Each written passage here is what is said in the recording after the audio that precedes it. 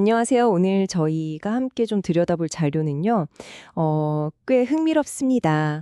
바로 트럼프 5부작 황금탑의 그림자라는 다큐 시리즈의 네 번째 파트 쇼맨의 정치 나레이션 대본인데요.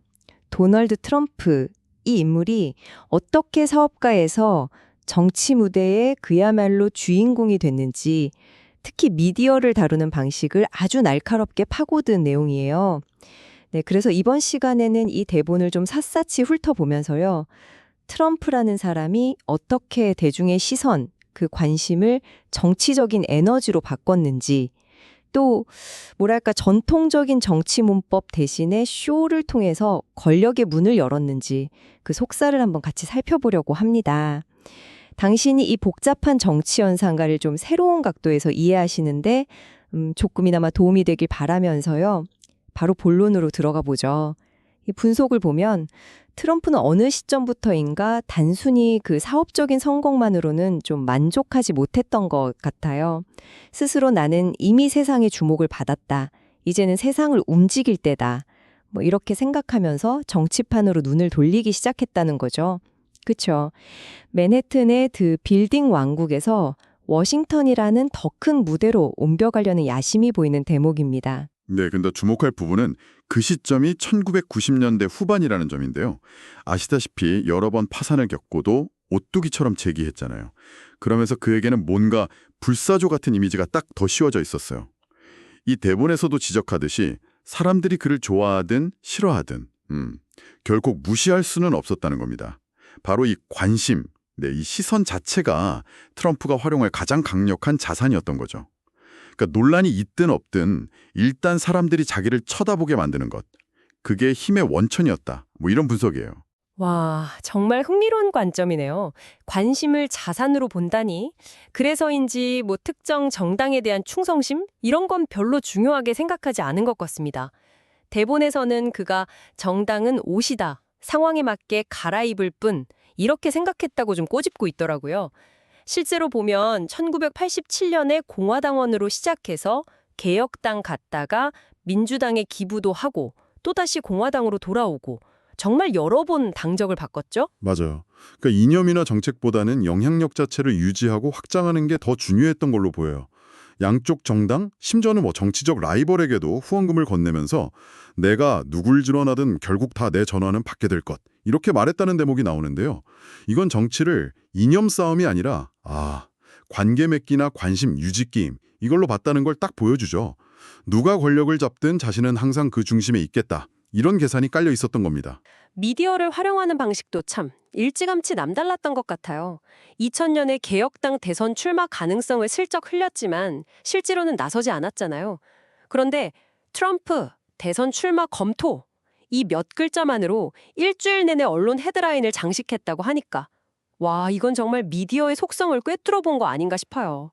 바로 그겁니다. 그러니까 실제 권력을 잡는 그 행위보다도 트럼프라는 이름이 계속해서 사람들 입에 오르내리는 것, 즉 관심을 유지하는 게 우선순위였던 거죠.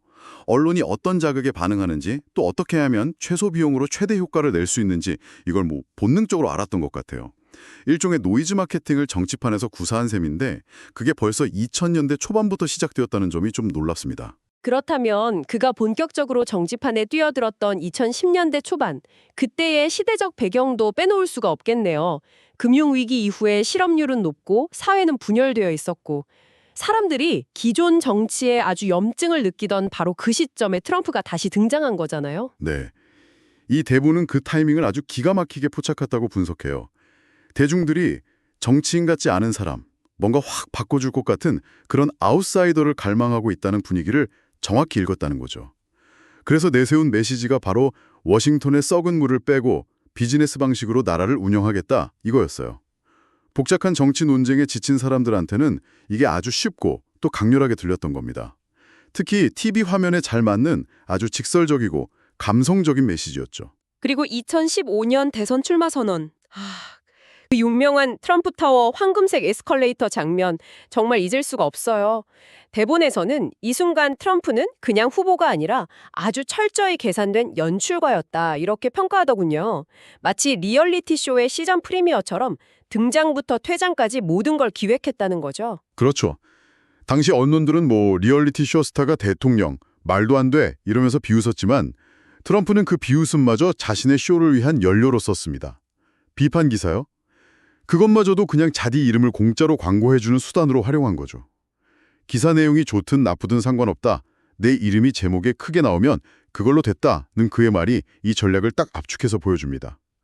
인지도가 곧 힘이다. 이런 계산이었던 거예요. 선거운동 방식도 정말 파격적이었죠. 뭐 준비된 연설문보다는 군중 반을 보면서 즉흥적으로 말을 쏟아내는 스타일이었고 미국을 다시 위대하게 Make America Great Again 이 구호는 정말 강력한 브랜드 슬로건이 됐어요. 비판은 정말 많았지만 그 구호 자체는 사람들 뇌리에 깊숙이 박혔죠. 네. 이 대본은 그의 전략을 뉴스를 따라가지 말고 뉴스를 직접 만들어라. 이렇게 요약합니다. 아주 정확해요. 매일같이 논란거리를 일부러 터뜨려서 언론이 자신을 따라오게 만들었어요. 트위터로 새벽에도 막 메시지를 던지면서 끊임없이 이슈의 중심에 섰죠. 보통 정치인에게 스캔들은 치명타지만 트럼프에게는 오히려 관심을 증폭시키는 어그로 전략, 그러니까 관심 끌기 전략이었던 셈입니다. 정치에게 뭐 세부 내용이나 사실관계 확인 이런 것보다는 사람들의 감정을 딱 건드리고 기억에 남을 만한 장면을 만드는 데 집중했어요. 그래서 그를 후보가 아니라 콘텐츠 크리에이터로 보는 분석이 상당히 설득력 있습니다. 대통령이 된 후에도 이런 쇼맨십은 계속됐다고 하죠.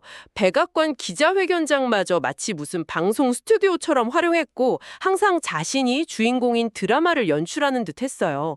트럼프 트윗 하나에 주가가 요동친다 이 말이 그냥 농담이 아니었으니까요. 더 나아가서 정책 결정 과정조차 연출이 우선이었다는 지적이 나와요. 예를 들어서 중국과의 그 무역전쟁이나 북한과의 정상회담 같은 아주 중요한 사안에서도요. 실질적인 결과나 협상 내용보다는 카메라 플래시가 빵 터지는 그 순간 자신이 강력한 리더, 승자처럼 보이는 장면을 연출하는 데 더 공을 들였다는 분석이죠. 이미지를 통해서 현실을 재구성하려는 시도였다, 이렇게 볼 수 있습니다. 언론과의 관계도 참 기묘해요. CNN 같은 비판적인 언론조차 트럼프 덕분에 시청률이 폭등하는 그런 애증의 관계였다고 하잖아요. 트럼프 없는 뉴스는 장사가 안 된다. 이런 말까지 나왔다고 하니 정말 아이러니합니다. 바로 그 지점이 이 분석에서 트럼프가 만든 가장 완벽한 모순의 구조라고 평가하는 부분이에요. 그는 언론의 십자포화를 맞으면서도 바로 그 언론을 통해서 자신의 존재감을 키우고 영향력을 유지했어요. 정책의 진실성보다는 시청률, 즉 대중의 반응을 더 중요하게 여겼다는 거죠. 모든 발언은 시청률을 위한 대사였고 모든 트윗은 다음 회를 기대하게 만드는 예고편 같았다. 이런 비유가 나옵니다. 나는 워싱턴을 바꾸려는 게 아니라 워싱턴을 연출하는 거다. 이 말이 이 모든 걸 함축하는 듯해요. 결국 백악관은 그의 리얼리티 쇼 무대였고 전 세계가 관객이었던 셈이죠. 결국 2020년 대선에서는 패배했지만 그의 영향력은 여전히 막강합니다. 그렇죠. 쇼는 아직 끝나지 않은 것처럼 보여요. 지지자들은 여전히 마가를 외치고 이 슬로건은 정치 구호를 넘어서 그냥 하나의 문화현상처럼 남아있죠. 맞습니다. 이 대본은 트럼프를 단순히 패배한 정치인으로 보지 않아요. 오히려 미국 정치사상 가장 성공한 콘텐츠 제작자라고 규정합니다. 좀 놀라운 평가죠. 백악관을 떠난 후에도 SNS, 언론 인터뷰, 대규모 집회 이런 걸 통해서 계속해서 자신의 이야기를 써내려가고 있고 여전히 정치 담론의 중심에 서 있다는 분석이에요. 그의 쇼는 시즌이 바뀌었을 뿐 계속 방영 중이다. 뭐 이런 거죠. 네, 오늘 함께 살펴본 이 다큐 대본은 트럼프의 정치를 쇼맨십과 미디어 연출이라는 렌즈로 정말 흥미롭게 해부하고 있습니다. 정책의 깊이나 이념의 일관성 이런 것보다는 어떻게 대중의 시선을 사로잡고 그것의 정치적 동력으로 전환했는지 그 과정이 아주 생생하게 그려지네요. 핵심은 이거죠. 트럼프가 정치를 하나의 거대한 리얼리티 쇼로 만들었고 자신을 그 쇼의 절대적인 주인공이자 연출가로 딱 포지셔닝했다는 것.